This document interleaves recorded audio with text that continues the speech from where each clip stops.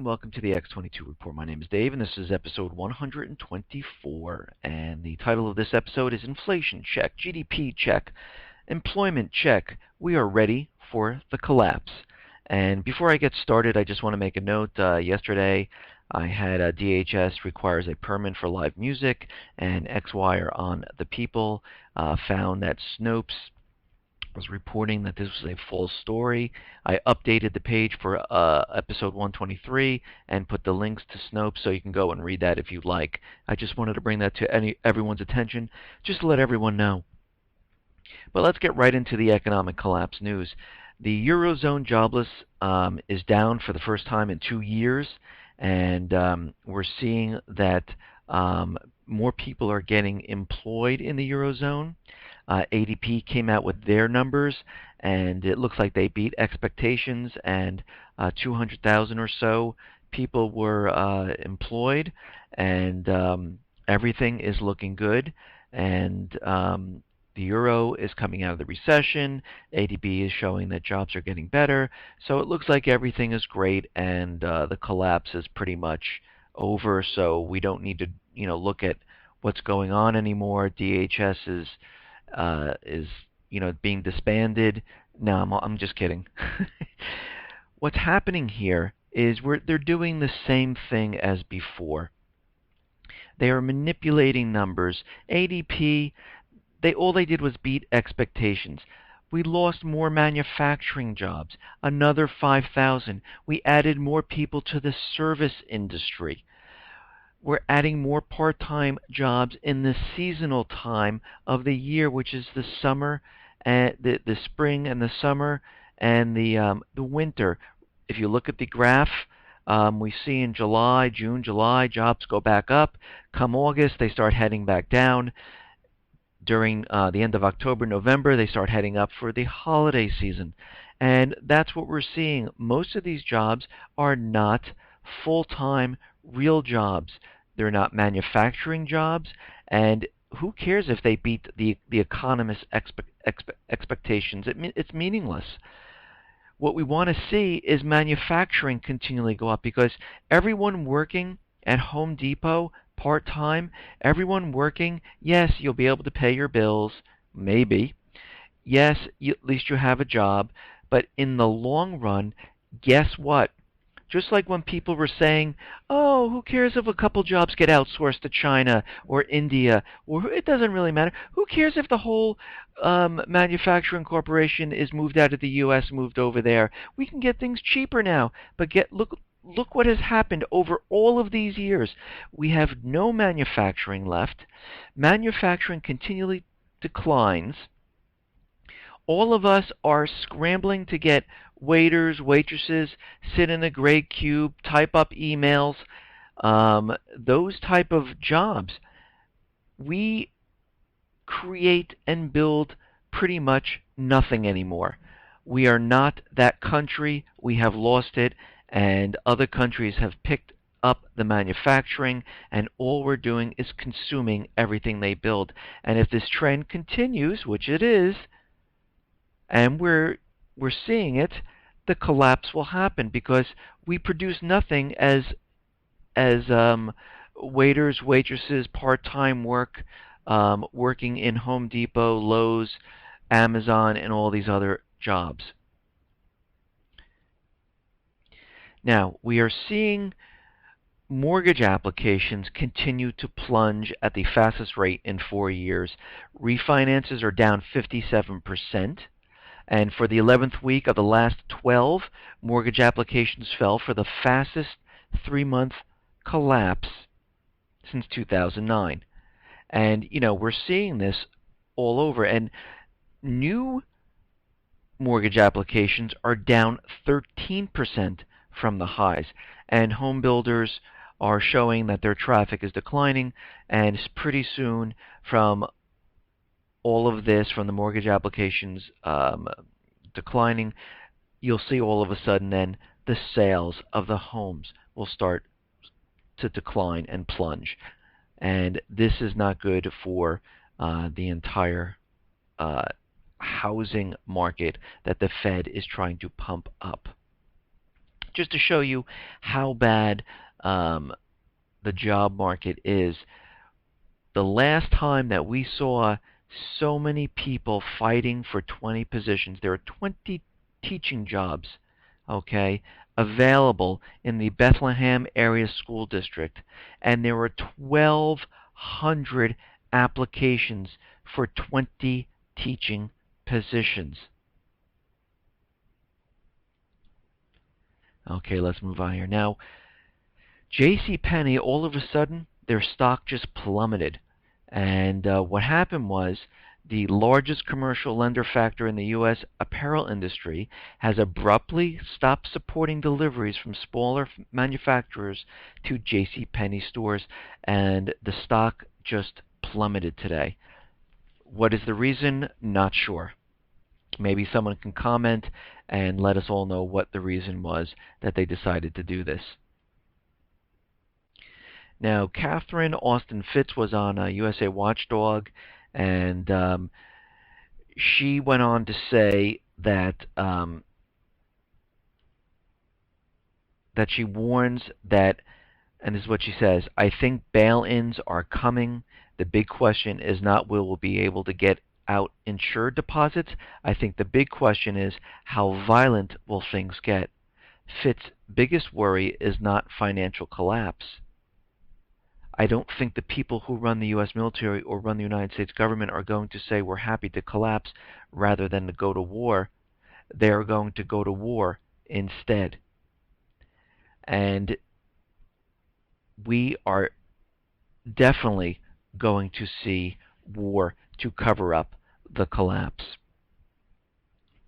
Now, the Fed had its meeting today, and it's the Fed, pretty much always says nothing all the time.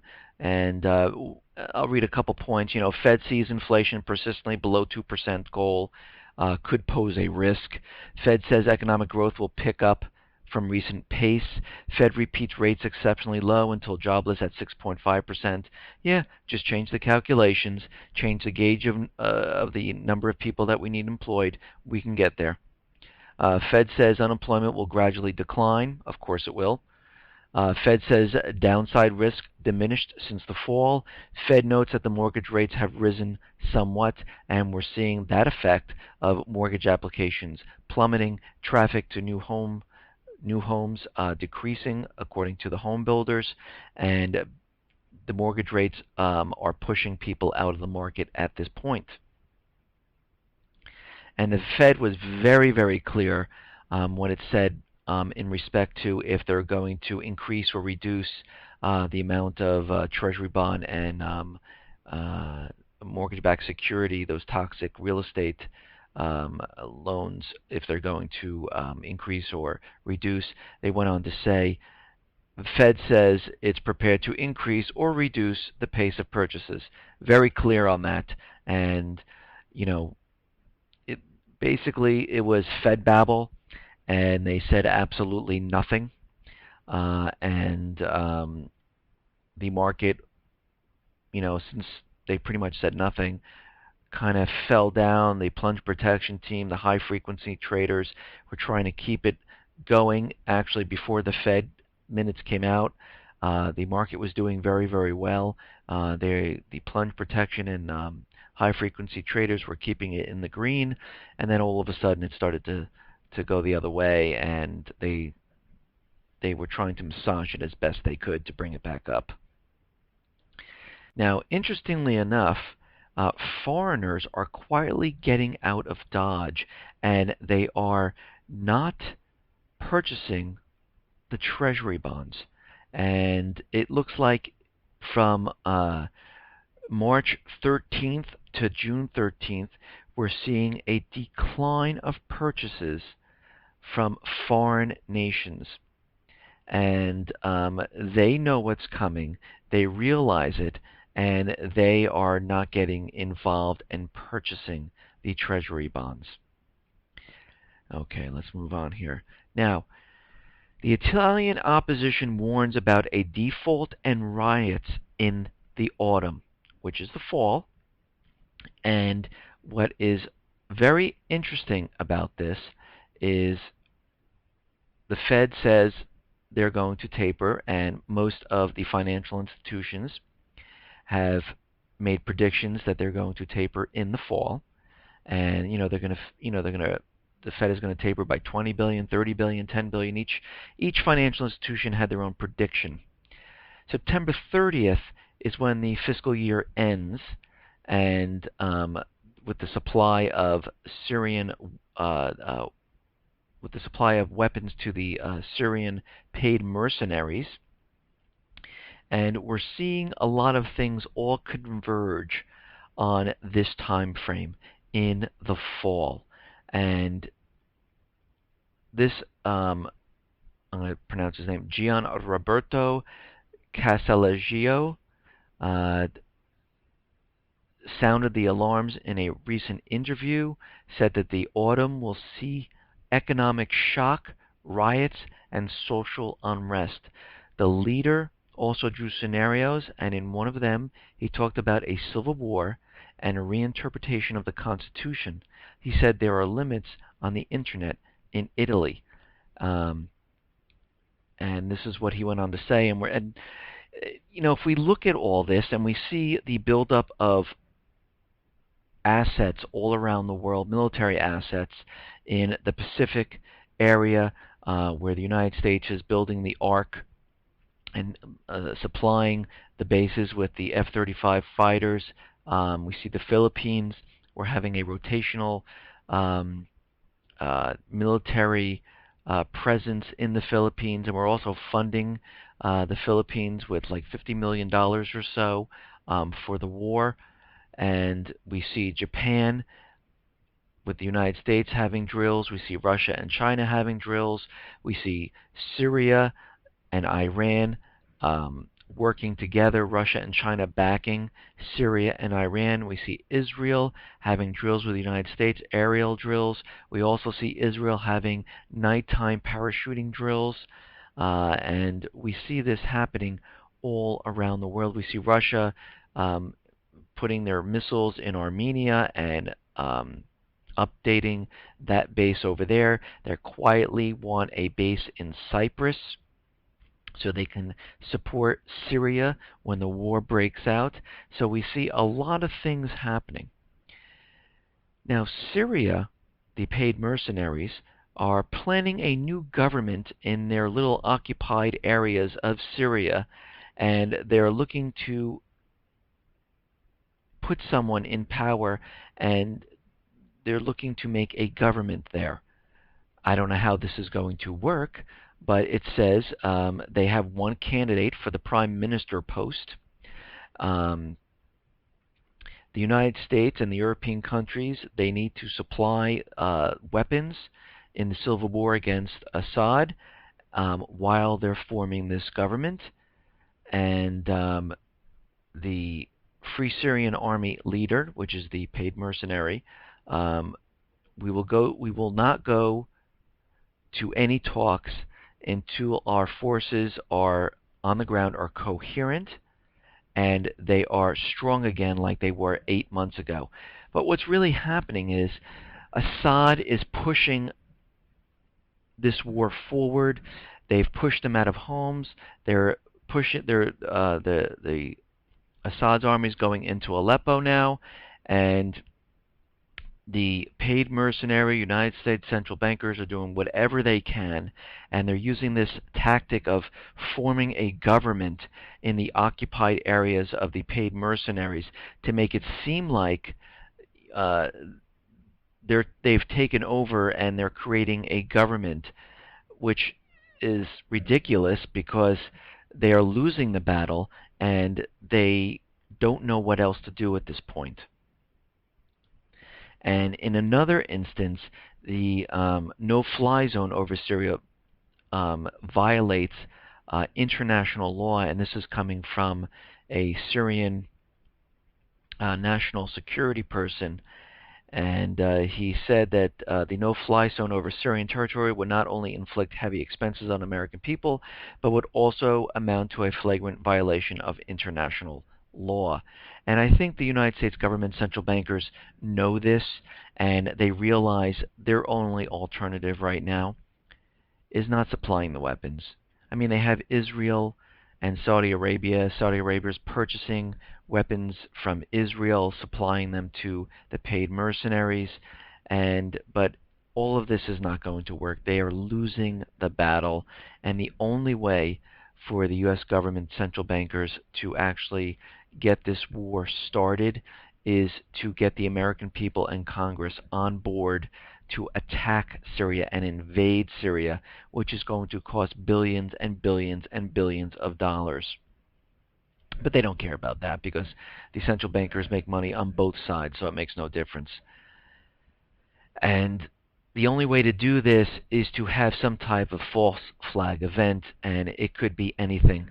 You have to remember, everyone is talking about this fall um, uh, event happening, where I said in my past episodes that I believe that this is going to be part one of the collapse. And let me just explain what I mean by this. When the fall hits, the Fed says they're going to taper. We have a lot of financial institutions that are making predictions on how much they're tapering. The central bankers, the BIS, the central bankers of central bankers, said that they see bubbles forming all around the world. The central bankers are, the biz is telling everyone to start tapering, which is, they're telling all central bankers, the Fed, to start tapering, to stop these bubbles from growing, because this way, as the bubbles grow, they lose control. At least if they taper now, they have some sort of control. And what I mean by control is that they can use this to cover up the actual collapse. And let me explain. The Fed, when it just mentioned taper, saw the markets plunge. And they saw people getting out of the market. They saw what they needed to see.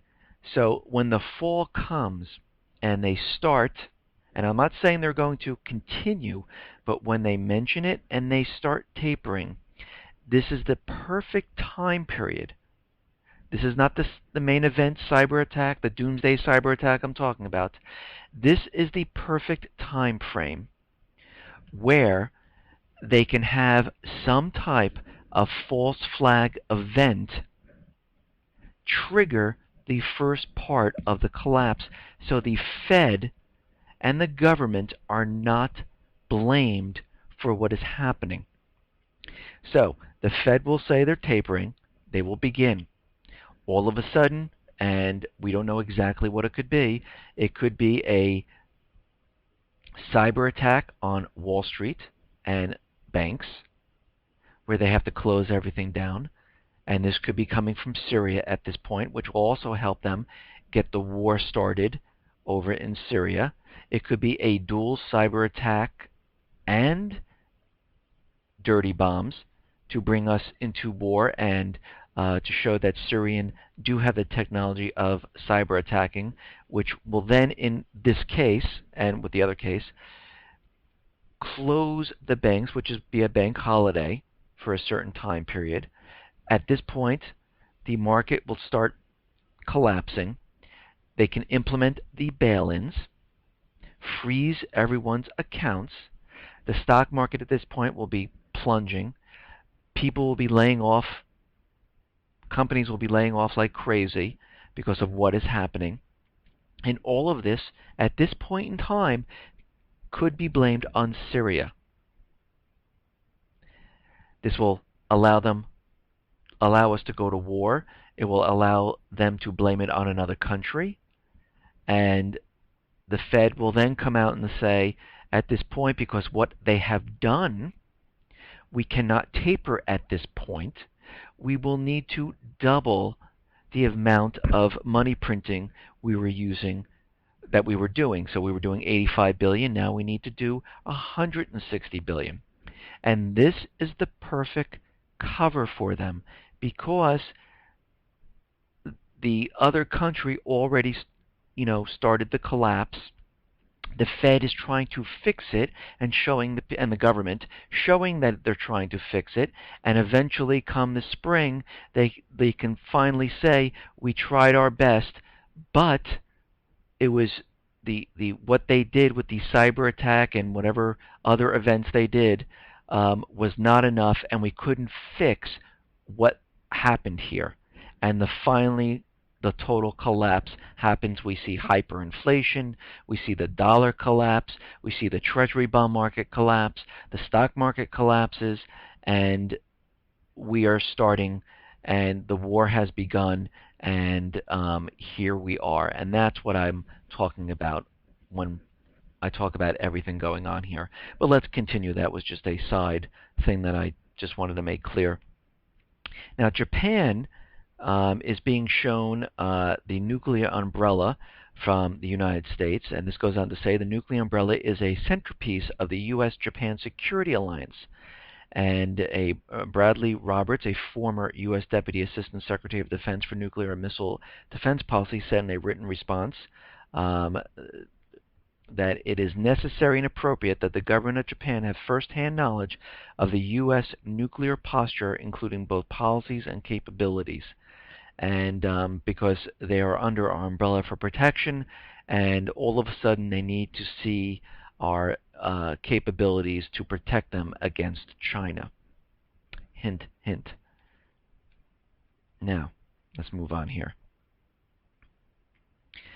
I found this amazing to me. The State Department urges Egypt to respect rights of peaceful assembly.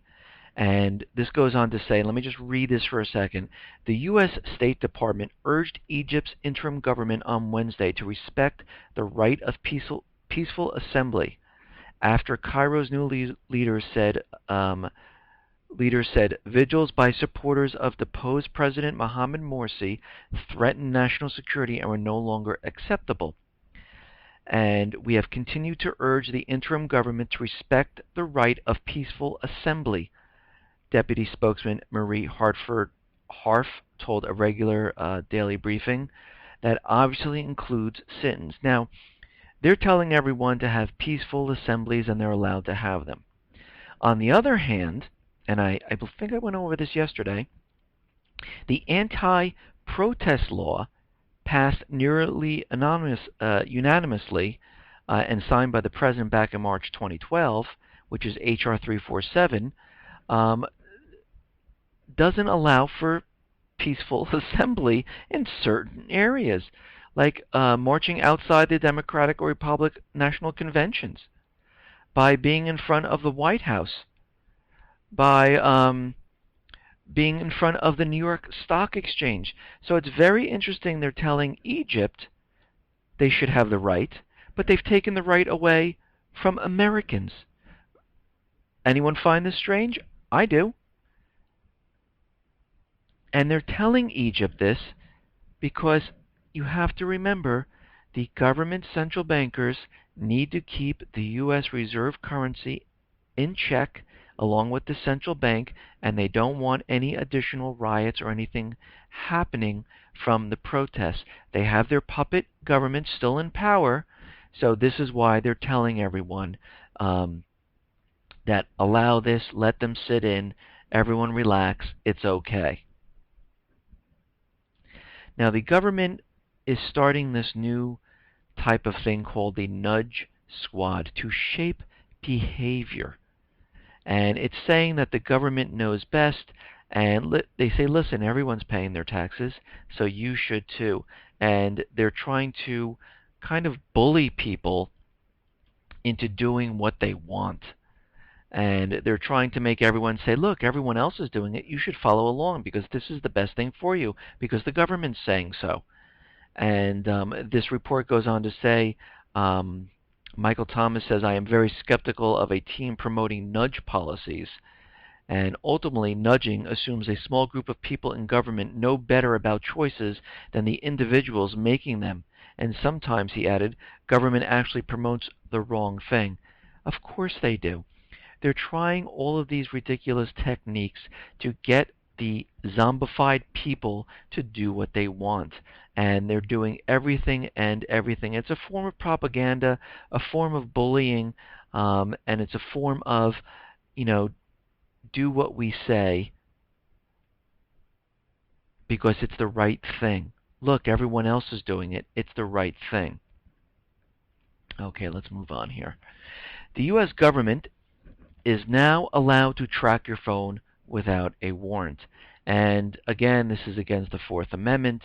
And the Fourth Amendment is the right of the people to be secure in their persons, houses, papers, and effects against unreasonable searches and seizures shall not be violated, and no warrant shall issue but upon probable cause, supported by oath or affirmation, and particularly describing the place to be searched and the persons or things to be seized. And it looks like they're giving permission, and the government does not need um, warrants. And the court decision said that the location data was protected, was not really protected by the Fourth Amendment, and it's allowing them to do this. Okay, let's move on here. Now, again, they have the nudge. Behavioral sciences trying to force us into things that they feel is right for us. And now we have the Pentagon coming out saying that the American people should hear it from us and not from the alternative media.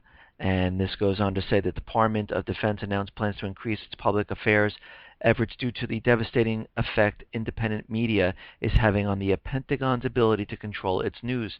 More specifically, its ability to quash negative news stories before they go viral. Again, the government central bankers need to do two things. They need the creation of money, which they have, and the control of the flow of information. They control the mainstream media. 5 companies make up all the media channels, and they can control that. The wild card is the internet and all the independent alternative media sites that bring and question everything the government central bankers do, and they do not know how to control this. President Obama has set up many different executive orders saying that he has control over all communications. CISPA is pending in the Senate, being they're ready to have some type of event, which, hey, the cyber attack can also trigger CISPA from being voted in. And you have to remember, the person who wrote up CISPA, Mike Rogers, his wife, could, possibly benefit from this type of bill passing. So they are right now scrambling to control the internet and the media on the internet, and eventually they will get control because they'll just pass laws. When the cyber attack hits, the first round of cyber attacks, this is when Mike Rogers will come out and say, yes, we need CISPA. Oh, look, it's pending in the Senate. It'll be passed. CISPA will be passed, and President Obama will enact the executive order that he takes control of all communications. And there you have it. They shut down the internet because the government already has their own private wireless 4G internet set up when this happens, so they can continually communicate with each other. The only people that won't be communicating is the everyday person over the internet. So then you'll get all the information from the government and only from the government. Now, Homeland Security loses track of 1 million foreigners. The Homeland Security Department has lost track of more than 1 million people who knows it arrived in the U.S. but who cannot prove left the country. Well, this is a great task force for protecting the people of the U.S. against terrorists. So they have no clue where it's not even like one person, it's 1 million. They have no idea where they are. DHS, again, is put into place to control and to spy on the American people before, during, and after the economic collapse. That is why they have the tanks. That's why they have the bullets. That's why they have the fusion centers. They are making lists, and they know exactly where to go to pick up everyone that will be a problem when the time comes. And this is why they have been put into place. They are allowed to work with local law enforcement, and they can do things the military could not. Now, in Canada, it seems like the police are being heavy-handed on media.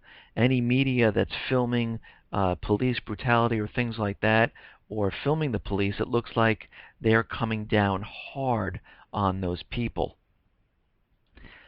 And this goes on to say that Canada is seeing an increasing number of its journalists and photographers being criminalized and arrested by law enforcement officers for recording incidents involving police brutality. On numerous occasions, Canadians have been taken into custody after legally documenting police incidents. And critics say that the so-called tough on crime agenda by Prime Minister Stephen Harper's government has given many Canadian police officers the impression that they are now above the law. And we're not just seeing that in Canada, we're seeing it in the US and other countries. The same thing is happening. Now, it's come out that the NSA has the X-Key score, which gives one-click real-time access to almost any internet activity in the world. And there are 750 servers around 150 sites worldwide. And this goes on to say that the claims that Edward Snowden made, that sitting at his desk, he could wiretap anyone, from you or your accountant to a federal judge or even the president, if I had a personal email. And of course, Mike Rogers is out there saying that this is a lie, but I have a map here on the x22report.com site. If you click on this episode and scroll down, it's a map of where all the data centers are. Now, there's been a couple articles out, and Lloyd's of London has warned of an EMP attack, and DHS also has warned of an EMP attack. And DHS officials who are aware of EMP and its potentially catastrophic effects on the nation's critical infrastructure still does not regard EMP as one of the 15 national planning scenarios which outline implementation instructions for national calamities, including flooding and acts of terrorism. And what this report goes on to say is that the lack of DHS planning scenario has a direct impact on state and local governments that look to Washington for guidance on handling catastrophic events such as an EMP. And again, the EMP would strike the power grid and knock out pretty much all power, just like a cyber attack would, but just using a different type of technology. And every electronic device would not work in an EMP. And it's funny that Lloyd's of London has also come out with this, but on their case, it looks like they might be coming out with this report to scare companies and whatnot into purchasing insurance, but who knows. But this is a real threat because there are EMP devices that can be used, and just like in a case of a cyber attack, and they always point back to the same thing: the critical the power grid infrastructure and how critical it is, and how it could go down at any time that something might happen. All right, let's move on here. Now, there's a nationwide protest of some sorts, which is Impeach Obama, going to happen on August 6th. A grassroots group with thousands of members is planning a nationwide protest August 6th calling for President Obama impeachment. The group Overpasses for Impeachment has gained steam since launching in mid-June and now appears to have a presence on all 50 states. And what they're going to do is they're going to be overpasses with thousands of people asking for the impeachment of President Obama. And I'm just curious. It could be a potential false flag, but I'm not anything can happen. But with this many people gathering over overpasses and whatnot, we just have to be aware of what is going on, and we'll have to see how this turns out on August 6th. Now, the Lincoln Memorial was vandalized by some type of green liquid or something like that. But what interested me in this was that the person that did it is Chinese, that vandalized the Lincoln Memorial, which President Obama, I guess when he was in his first term, talked about Abraham Lincoln and how he wanted to, you know, uh, not be like him, but really admired him. And it's just funny how a Chinese person defaced the Lincoln Memorial, and the government right now is using propaganda to demonize China, with China cyber attacking the United States, which is an act of war. And it's very interesting that it was a Chinese person, and I think they're doing this um, just to paint a picture that China is the bad country who is after the U.S. And you have to remember, China is making deals with other countries to bypass the U.S. dollar as the reserve currency in their trades. China is hoarding gold to back their currency with that gold, and is slated to be the next reserve currency. China is backing Iran and Syria along with Russia. And we're seeing this whole entire thing play out now, and you can see how slowly they're trying to demonize China at this point. So when the time comes to use China as the country who attacked us, it will make it a lot easier for them. Listen, everyone, I want to thank everyone for listening. Be well, be safe, and especially be prepared. Thanks a lot.